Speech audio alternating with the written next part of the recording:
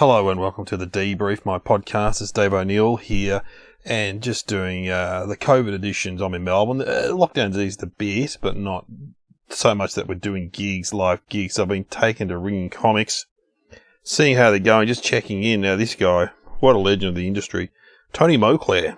Some would know him as a guy that does overnights on AW, and it's up the Eastern Seaboard, I think, now. And others will know him as one half of Crud from Triple M Drive around Australia, and then some will know him from Triple R, and of course his most famous character was Guido Hatzis. I'm going to talk about that because he's very funny. He lives near me, actually. I see him around. So let's see what the great man Tony Moclair is doing. Plane enthusiast is also what he's known for. He loves planes. So there we go. All right, learn something new every day. Let's call him.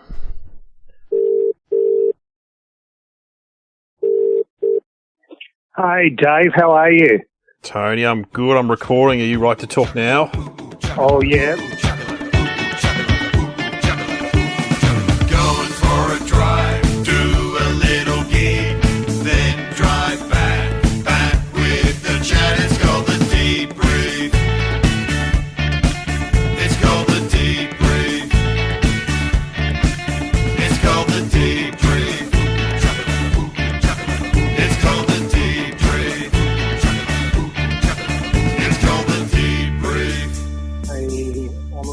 My wife out of the... She can listen in. Look, it's not that personal, an interview. I'll sing like a canary.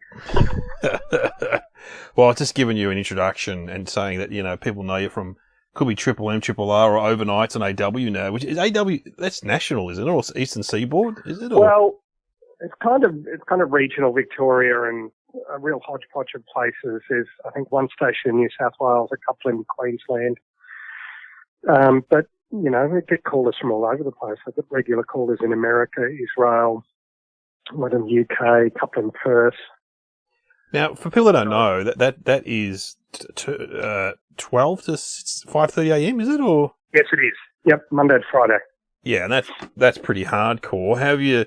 Because I've told this story before, but I remember going to the Swagman on Christmas Day, yeah, which is a all-you-can-eat German theatre restaurant in the Dandenongs in Melbourne. And yeah. Keith McGowan, who used to do your job, was there with 12 listeners on Christmas Day. So I'm not saying that's your future, but because you get very loyal listeners, don't you? And very, very intense. You really do. Yeah. Well, you know, I'm always fond of saying it's the non-internet social network. It's yes. It really is a community of people who are all, I guess, bound by the common inability to sleep. Yeah. So for whatever reason, they're either at a stage. I think the older you get, you would know this, having older parents, don't yes. you? The older you get, the more regular your sleep is. Yeah. And then there's people in chronic pain. There's a lot of them. There's a lot of socially isolated people. There's a lot of truck drivers. Yeah. There's delivery drivers. Yeah, there's a whole community. My Uncle Kevin used to listen to you. He's moved to Queensland. He's in his almost 80. He's blind. Yeah. And he used to love you. Yeah, he loved. He was across every AM station because he's blind. Oh, so, wow. yeah, he knew every ABC, every AW announcer, every SEN. He knew them all.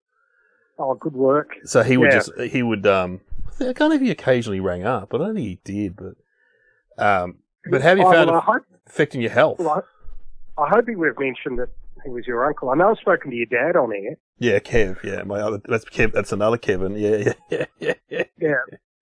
About his experiences in 9 Squadron RAAF in Vietnam. But anyway. Yeah, I mentioned that you were a plane nut, and when Dad met you years ago, because you've met him a few times at different functions, and you had a good talk to him because he still loves talking about anything in the Air Force. I've just been, because his birthday's next week, and I just saw a great new book. Actually, my partner pointed out in the catalogue about a navigator, some famous navigator. There's a book just out about it's called The Last Navigator. That's it? Yes. I interviewed the author of that. Very interesting book, because he ended up being the last navigator employed at Qantas, because when the 747 came in, they didn't need them anymore. They had a 3-man crew, a flight engineer, and a first officer and a pilot. So the navigator, which is always the brains of the operation, they always, you think it's the pilot. The smartest people were always the navigators. So this guy had an amazing career. And that's interesting because my older brother Trev, he interviewed for the Air Force in the 70s, I reckon, and I remember him coming down and slamming to be a pilot. He wanted to be a pilot, and he came and slammed the door. And Dad said, "What happened?" He said, "They said I could only be a navigator." And little did I know, if I could go back in time and say, "Trev, that's the smartest guy in the plane." Yeah. Well, he would have ended up on F-111s as a navigator, bomb aimer, or whatever they're called, a weapons system officer in America. That's what he would have been. My dad worked on F-111s. Yeah, I know. Oh, okay.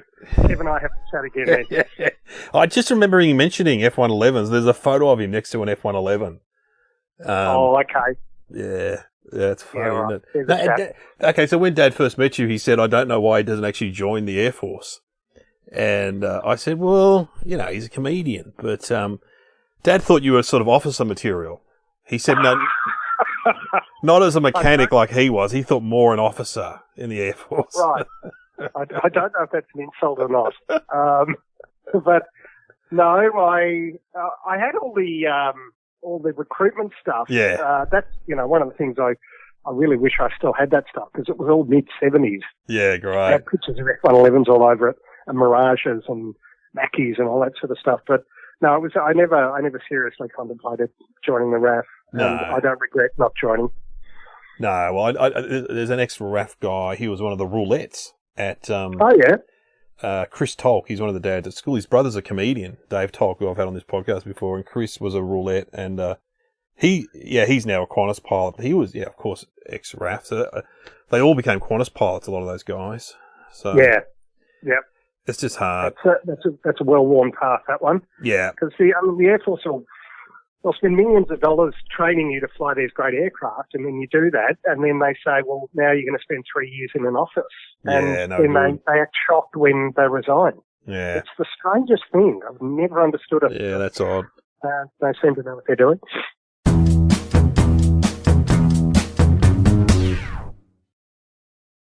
Now, Tony, we should talk about comedy, because I'm trying to work out where I first met you, and it would have been a 3RRR, because we were both RRR comedians. It would have been, but I see your name had been mentioned in our household before that, because you were at teachers' college with my sister Paulette. So I know that I'd heard of you before I'd heard of you as a comedian. Well, I wasn't. And then, and then when Jules and I started at RRR, you were doing Osso Bucco on a Saturday afternoon. Sunday. Yeah. Was it Sunday? Sunday. Yeah. Yes, your sister, because your sister was one of the few people because Teachers College, I mean, this is the early 80s, quite conservative, and no one liked the music that I liked, which was ska and new wave. I was digging a bit of Spano Ballet, Kids in the Kitchen. Oh, yeah. But your sister liked that music. So she was one of the few people, I think she was doing secondary teaching, your sister. Or she did primary. I can't remember. She never stuck with it. No. I'll tell you that. But no, we have an older brother, John, who's he's a music head, isn't he? Yes, unbelievable in his music knowledge and breadth, and so he basically worked to buy records, people like that. Yeah, my brothers were like that. Yeah. Well, we went to a party at your house when I was in Teachers College. Which house would that have been? It was a double-story house. And like a Tudor, and I remember I went with some of the guys from the band I was in, and we took a demo and a cassette player, and we ended up in your laundry, and none of the Paulette and her friends wanted to talk to us, so we were playing the demo to each other, going, yes, so what losers. It might have been Blackburn, it was somewhere closer to... Unless could it have been my sister's Hanny, my sister, or Helen, was living at a place in Elgin Street, which is a 2-story place. Could have been there. Yeah. Mid-80s, Tony. Oh, hang on. No, she was there in the early 80s. I don't know. I don't know where that is, though. But we were in Blackburn in 86. So where were you before that? we were in Ireland. We were in Ireland between 84 and 86, where we'd moved back to after Dad died, because Mum and Dad had emigrated in 73, and Mum had terrible homesickness, and 2 years back in Ireland in the middle of a deep recession, cured that brilliantly. So we were back here, thank God. You know what? It could have been 83, because I was in Teachers College in 83, so it could have been even that far back. I reckon you would have been at Helen's place in Elgin Street. Yeah. That was 2-story. Yeah. Yeah, that's my guess. Look, I may have it wrong, but I'm pretty sure it was your sister. Anyway, and then at Triple R, you were doing a show with Julian Schiller, who, of course, has also ended up on AM radio. He's the ABC Drive guy in Adelaide now. That's right. And I've appeared on his show talking about lollies several times, because I'm an expert. I'm sure you have. But you were like us. You were there was me and Vic Plume and Alan Parks, and there was you and Julian as the Triple R comedians of the 90s. Well, hang on, Dave. I think you're forgetting the third year. Oh, the third year, yes. Yes, with Rani Cameron and... And there was another bloke. There was two blokes. Yeah. Apologies for not being able to remember their names. Oh, I'm friends with on Facebook. John Richardson. John. Yeah, right. There were a few comedy teams. And then... Yep. There was also like Danger Lowbrow were kind of there when we were there, weren't there? And James Young and those guys, they were sort of there. Possibly on the tail end. Well, I think who was doing the breakfast show. Stuart Round was doing the breakfast show with Kate Langbrook and James Young and Chris Hatches. Yeah. Actually, no, sorry. Kate Langbrook replaced Stuart Round. That's right. And so then we used to do alternate days on breakfast, me and you guys. That's right. And then you guys got headhunted to Triple M, and then I got the job full time. That's right. Yep. That's when James Young had given the job of replacing himself on the radio. And he said to me, at 30 years old, you're too old for breakfast radio. That's what he said. Oh, James. And then he also said, what we're looking for is me 10 years ago. Yeah. Yes, the modesty of it all. So anyway, look, it worked out for the best in the end. And it's funny because I still hear him on Triple M, so he's still doing a bit of breakfast radio. We're all still doing bits of radio. It's interesting how many people came out of Triple R, community station. Really, really interesting. Well, if you go through the list, because there's Ross Stevenson who dominates Melbourne radio. Yeah. So he started there. Triple R. Hughesy, Hughesy's afternoons now, but he was Triple R as well. Yeah, he definitely was. And look, I know there are others. Yeah, you, me, Kate. Kate, well, of course. I mean, it's very interesting. When we were doing Drive on Triple M, well, Jules and I were doing Drive. We had a programming director who but I won't mention him. But he was listening to our show, and things called an air check, where you sit down and listen to your show, and you get critiqued by a programming director who has never done an hour's radio in their time. But no, hang on. They may have done Wollongong FM or Wodonga. That's true. Because as Carl Sandlin's rightfully once said, it's the only job where the person in charge of you has failed at what you do successfully. That is such a great way of putting it. Yeah. But anyway, this particular programming director turned to us and he goes, boys, you need to source a female. Right. Source a female. So we started getting Kate on the show. Yeah. I think on a Monday or Friday, and she was terrific. Just smash her down the park because she's brilliant at radio. And then we were we had another air check with the guy who was even more senior, who you would know. Yeah. And now basically counts the money his wife makes. Yeah, in a juice company. Yeah. Exactly, yes. Which is strange because certainly one of the most astute radio brains I'd ever met. But he said to us, look, she's not going to work. You guys need to stop getting your mates on from community radio. Said that about Kate Langbrook. I think it was one of the same guys who said Hamish and Andy weren't Nova enough for Nova and let them go to Fox. I think it was the same guy. Yeah, quite well. Yeah, possibly. One of them. But it was one of them. there's been epic calls like that, but that's, Yeah. that's all just part of the fun. And also, you were the guy who came in and they were dressed in army fatigues. That was you that witnessed that. Was that That you? is correct. That was the music director and the programming director, and they came in army fatigues because they had declared war on, this is when we were at Triple M, they had declared war on gold because the radio stations monitor each other, and they felt this gradual creep of gold into the classic Gold rock FM. area. Yeah. So these incursions could not go unpunished. So I love it. the rock DEFCON meter went from 1 to 7, and it's all very fuzzy, the memories of that time. We were bonded. There were highs and there were lows, but Yeah. we're the management. safe enough not asked too much on Anzac Day. Yes. The management in FM radio is hilarious. The guy at Nova, who used to be at Triple M, I think he's back at Triple M, he used to come in on Monday and go, guys, what we're going to do this week, and I want you and Katie and Husey to launch it. We're going to do 10 best drinking songs. And Kate would always say, where'd you get that idea from? And he'd go, Triple M are doing it on Tuesday, so we just want to get the jump on them. So he would, but they would also go to barbecues with each other and be friends with each other, but then they would... Yeah, it's weird. It's a weird world, that world. It's a weird world. Is AM radio, surely AM radio, the management's more mature, you'd hope. Oh, yes, they are. Well, Yeah. I have very little to do with them, thank God, because I get in there at 10 True. p.m. I leave there at 5:30, and so it's all done remotely. The last time I saw is that a programming director? They're called content directors now. Yes. The last time I saw him would have been, I think, February. Yeah, wow. Oh my God.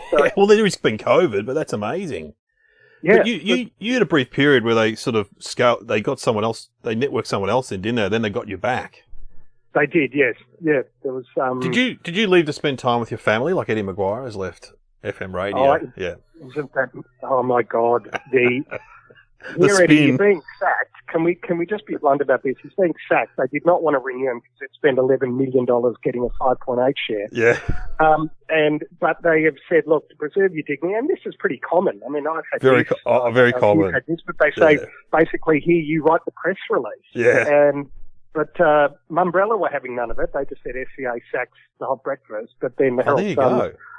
Herald Sun's come up with about 13 different angles on it, all to spare the blushes of Eddie and Luke. It's remarkable to read. Yeah. It just made me laugh because spend more time with his family, where he just spent 4 months on the Gold Coast for footy, avoiding them. So it's like we've got the whole thing mixed up, Tony. That's how you spend time. That's how you love your family. You leave them for months. Well, the circumstances of that, when I say I mean Bianca and I, who's my producer and on-air partner, I guess you'd say in a sense. But it was quite strange. I rang up my boss just to sort a couple of things out for the Monday. I rang him on the Friday, and he said, and then there was a pause, and he said, it's actually being networked out of Sydney. What? Is that how you found out? That's how I found out. So it took a moment for the penny to drop. And the thing is, it had been preceded by all this talk that there were going to be changes. And there was a lot of uncertainty and this, that, and the other. And Bianca maintains that when we signed off at the end of the year, we weren't going to come back. But I guess I was just a bit more optimistic. And then... then it was announced that we weren't coming back, and it was, I think, fortunate that they went with a Sydney show, because Sydney radio, as you would know, Dave, just doesn't work in Melbourne. It doesn't. Anything with, there's a Sydney way of speaking that I think Melbourne people find really grating, and there's an emphasis on things that we don't emphasise down here. So it was lucky, I guess, in a sense that they'd gone with somebody who didn't quite gel with the audience. And then Breakfast took a real hit in terms of survey results. Because you're their lead-in, and they wouldn't like that. Ross and those, they wouldn't like that. No way. No. But for that period, I was actually looked after by AW. I was getting work. I was getting paid. Yeah. And it was all in the context of the station having been sold to Channel 9. So I think they were getting things off the books, or they were trying to thin the operation down. The old... Yeah, and clearly, you know, and when you want to make the big savings, you obviously go after the mid-dawn guys. And, look, I took an $8 million haircut, and that's just how it goes. Have you, I mentioned Guido Hatzis in your intro. Have you done any Guido on AW, or that would be fun? I do a little bit. Oh, do you? People still ring up and call, so I just, you know, I'll just start talking like Guido, and fantastic. People, because that was huge. Guido Hatzis was huge. You put out those CDs, and they were like number one. You won an ARIA. Well, Dave, come on, we won 2, and they both went platinum. But apart from that, I mean, yeah, I don't know why you even brought that up. I mean, that's just posting. They were very funny. They were very hot for a while there. Yeah, I mean, there's some are still on YouTube. If anyone's wondering what they are, Tony would put on this Greek character and then ring up like a plumber. And they weren't nasty, though, but he had attitude. Guido had attitude. Yes, right? Had a lot of attitude. Because when I moved to this area, I went into the deli in Fairfield, which is run by Phil. It's actually sadly closed now. Phil and his parents. It is. Yeah. Phil and John and Georgia? Yes, that's it. And famous for saying that the dad, who would be 80, and then he'd you go, can I have some olives and some salami? And he'd go, anything else? And you're like, oh, bloody hard sell here in the deli. Like, anything else? Anything else? And then the first time I went in there, Phil goes, who's a younger man, you're a comedian, aren't you? I went, yeah. He goes, guess who comes in here? I said, I don't know, who comes? Charlie Pickering, because I knew he lived around there too. He goes, nah. He goes, Guido Hatzis comes in here. I said, oh yeah, Tony Moclair. I know, oh, you know him, yeah.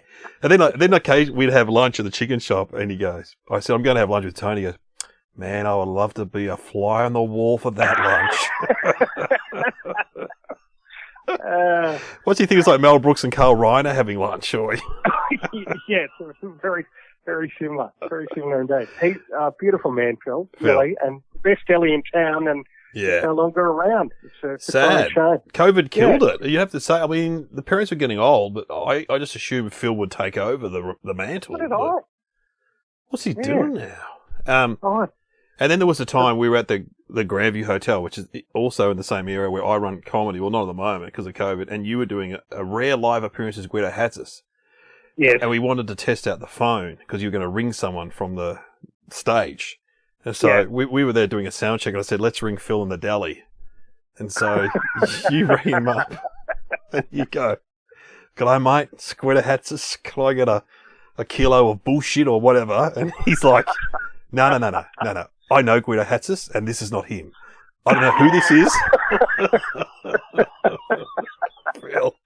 I have had that before.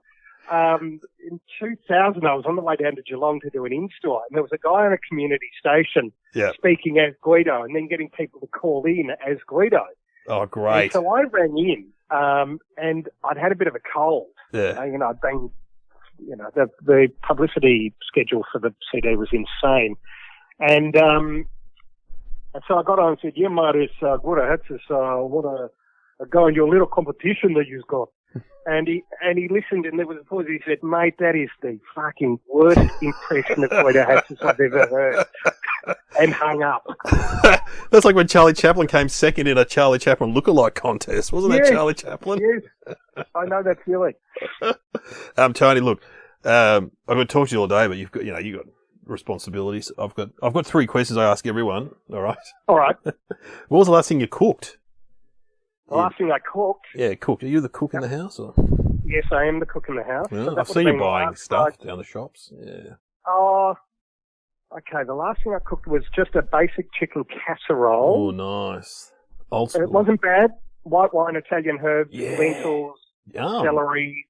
Yeah, it was with Israeli couscous. That really took it to the next level. So that was nice. I've got a cook for you one night, Dave. I think you'd love that. I'd very happily do that. I've been to a party at your house, but I can't remember the food. Oh, there was some food there, actually. Well, and you've got to take me out to the secret aeroplane room. Tony's got an aeroplane model room where there's... Yep. airplane. Well, I can't believe you haven't been there. I think I have. I think you showed me. I think you showed me. It was like when I went to the Cuckoo and they had the Nazi room. That was good. That's a joke. And the waiter was only following orders. Yeah. I think Steve Bedwell used to do that joke. That's not my joke. I'm pretty sure it was... Oh, yeah. Anyway, okay, what was the last thing you watched or listened to? Are you watching anything or... What was the last thing I watched? I was watching Tucker Carlson from Fox News. Oh, there you go. Right. Yeah, right. And are they reeling from Trump, or they're still maintaining that Trump's been cheated, or? Oh, no, you can see the shift in the I guess, conservative mindset now that... I've heard that. Yeah, that a Biden presidency is inevitable. So, what's your view? I've been getting in arguments on Facebook with people, and there was a guy, a lawyer, who's obviously an intelligent person. Yeah. And he was saying, no, Trump's still a chance. I'm like, what? Really? Yeah. I think there's a very slim chance. It all depends on the Supreme Court and the state courts. The state courts. That's what I thought. The state courts. Yeah, right. Yeah. But then you've got to, I don't know, you invalidate 6 or 7 state votes and get them to count them again. But the problem is not the problem is the integrity of the whole counting process. The fact that dead people have been voting. I think there's no doubt there's been fraud. It's just a question of how widespread that fraud is and whether or not it's managed to tip the balance. Yeah, it's probably not 5 million votes, as they say, even though you probably don't need 5 million. But I heard someone on the radio saying that. I'm just quoting someone from the radio. An American person was saying that. Now, Caitlin Brooks said this question was a bit weird when I interviewed her, but it was a COVID question. What was the last bit of human contact you had? But you were just talking to your partner, so... Yeah, well, see, that's it. I've been for COVID. I've been. Did you go in for COVID, or did you work from home? Sorry. No, I worked from home. Very early on, work dropped around this really fantastic bit of kit, and so you're able to set up a studio quality landline with the studio, and it's only now we've just relocated to Williamstown for about 3 or 4 months, and the place is not big enough, so I've been going back into work. Yeah. But, in terms of human contact, I gave my daughter a massive cuddle yesterday because she went away to school camp and I hadn't seen her for 2 nights. And that was just absolutely beautiful to see her again. So, Tony, that was possibly the last time I saw you in the flesh, because our kids go to the same school. Yes. I saw you at school, Geelong Grammar, I should mention. It's not. It's a state school. Anyway, don't worry, someone will say to me in the street, "Do your kid go to Geelong Grammar? I heard you say it on a podcast." No, it was a joke. And we did the crossover because my kid had finished and your kids were turning up. Your kid was turning up. That's right. How many nights did you do on that camp? Did you do 2 or 1? I think it was 3, and it was fantastic. Yeah, it's good fun, isn't it? Yeah, it was. It was great. That's right. You were setting up. You were packing up. Yes. And we were arriving. You were arriving. And we had an absolute ball. It was just terrific. Yeah. I slept. Did you sleep in the bunkhouse? That's where you got to sleep. Yes, and apparently I didn't snore. That's all I cared about. That was the first question I asked when I woke up. So, it was all good. Well, I slept with another dad, and we both had a sleep apnea machine, so that was great. It was a good bonding experience. It just gets sexier as you get older, doesn't it? Hey? Good times. Well, it's good to speak to you, Tony. And always good to speak to you, Dave. And that's a genuine offer about dinner. Love to have you around. Great. And shout you a slap up meal. When your reno's finished. Exactly. And you've got. We'll just plug that you're on overnights for people in wherever they can hear you. And you go on. Yes, on 3AW or whatever stations network. There's a list of them, and I should know them, but check local guides for venues. I hope my Uncle Kevin, he's in Harvey Bay now. I hope he can listen to you. He'd be missing because he was up all night and stuff. But I'll check with him, Tony. And have a look at Guido Hatzis on YouTube. It's very funny. Yes, do that. And available for weddings, parties, anything, if anybody wants that. So, but Dave, always great to chat. Tony Moclair.